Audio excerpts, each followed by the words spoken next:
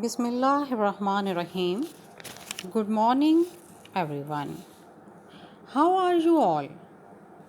This is Mrs. Hafsa Ghaffar, Senior Teacher, Social Studies, Divisional Public School, Chichawatni. Hope you are quite well, physically and mentally. I feel glad to be with you. Now I am going to start discussion on today's topic. The topic name is chapter number 6, Natural Regions. अज़ीज़ तलबा, natural regions को उर्दू में कुदरती खित्ते कहा जाता है. अब ये कुदरती खित्ता क्या है, उसके बाद इसका कॉन्सेप्ट रीजन का क्या है, और उसके बाद फिर इसकी मुख्तलिफ जो मेजर जो रीजन्स हैं इन द वर्ल्ड, ठीक है, of the world in term of climate. Later on we will discuss about this topics. तो फर्स्ट ऑफ ऑल हम देखते हैं कि रीजन क्या है. What is reason? A geographical और ecological area having physical or cultural homogeneity is called region. या इसको आप इस तरह भी पढ़ सकते हैं कि ऐसा जुग्राफियाई या माहौलियाती इलाका जिसमें तबई या सकाफ़ती लिहाज से यकसानियत पाई जाए, रीजन कहलाता है. ये पूरी ज़मीन के मुकाबले में उसके किसी हिस्से या हिस्सों पर मुश्तमिल हो सकता है. खित्ते में शामिल मुख्तलिफ इलाक़ों का जुग्राफियाई तौर पर आपस में मुत्तसिल होना, आपस में मिले होना, आपस में जुड़े होना या एक साथ लगे होना ज़रूरी नहीं है. इस तलबा, ये तो हो गई रीजन की डेफिनेशन. आइए अब हम देखते हैं कि what is the concept of a reason. The surface of earth is not uniform. Due to this variation the climate found in different parts of the earth is not uniform too.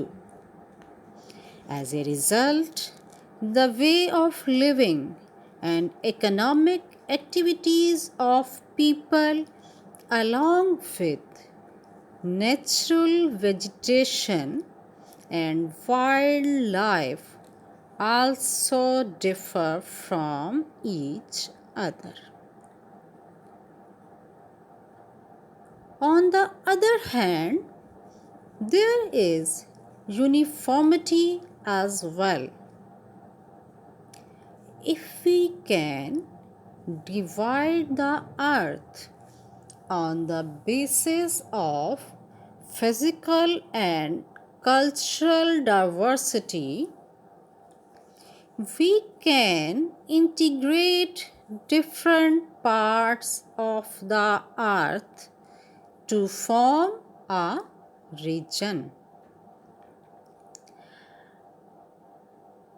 For example, mountainous region, forest region, desert region, and region of Muslim countries, etc. Dear students, a region is a spatial entity which has specific area, a geographic boundary, and a specific location which can be described in terms of latitude and longitude or with reference to some other point. All regions are physically or culturally integrate with each other. यानी concept क्या है reason का? सबको पता है कि ज़मीन की सतह हर जगह पर एक जैसी नहीं है, ठीक है. تو عزیز طلبہ، اس اختلاف کی وجہ سے، یعنی اس چیز کی وجہ سے کہ زمین ہر جگہ طرف سے اس کی سطح ایک جیسی نہیں ہے، تو اس وجہ سے، اس اختلاف کی وجہ سے دنیا کے مختلف حصوں میں پائے جانے والی آب و ہوا بھی ظاہر ہے کہ پھر ایک جیسی نہیں ہے. کلائمیٹ ہر جگہ کا، دنیا کے ہر حصے کا ایک سے دوسرے سے مختلف ہے. اس کی وجہ سے نہ صرف دنیا کے مختلف حصوں کے لوگوں کا رہن سہن اور معاشی سرگرمیاں ایک دوسرے سے مختلف ہیں، ٹھیک ہے، یعنی کس طرح سے وہ رہتے ہیں، ان کا رہنے کا، اٹھنے بیٹھنے کا، ان کے کھانے پینے کا، ان کے رسم و رواج، روایات، ان کا کلچر، ان کے کھیل، ان کی عبادات، یعنی ہر چیز ایک دوسرے سے بالکل مختلف ہے، ٹھیک ہے، ان کے پیشہ. تو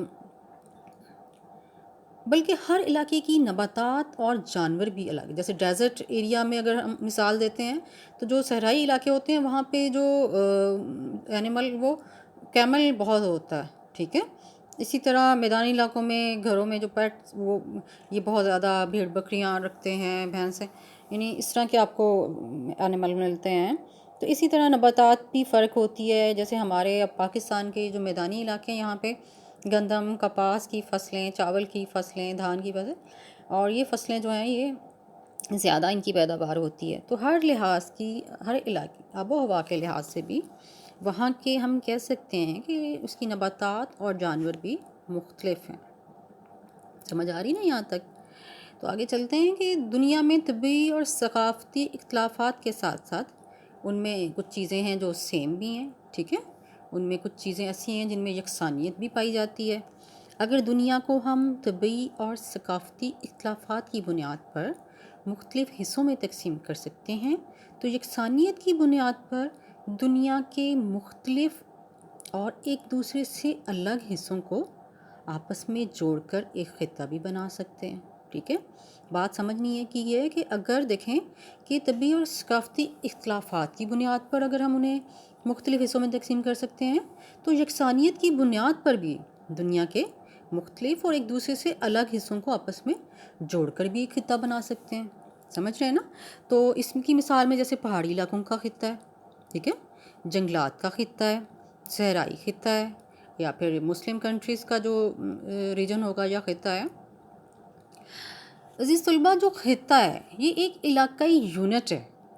ہر خطے کا مخصوص رقبہ ہوتا ہے، ہر خطے کی جغرافیائی حدود ہوتی ہیں، ہر خطے کا محل وقوع ہوتا ہے، اور جس کو عرض بلد اور طول بلد کے لحاظ سے، یعنی لیٹیٹیوڈ اور لانگیٹیوڈ کے لحاظ سے یا کسی نسبت سے بیان کیا جا سکتا ہے، ٹھیک ہے. تو تمام خطے ایک دوسرے کو یعنی جغرافیائی اور ثقافتی لحاظ سے باہم منسلک کیے ہوئے ہیں.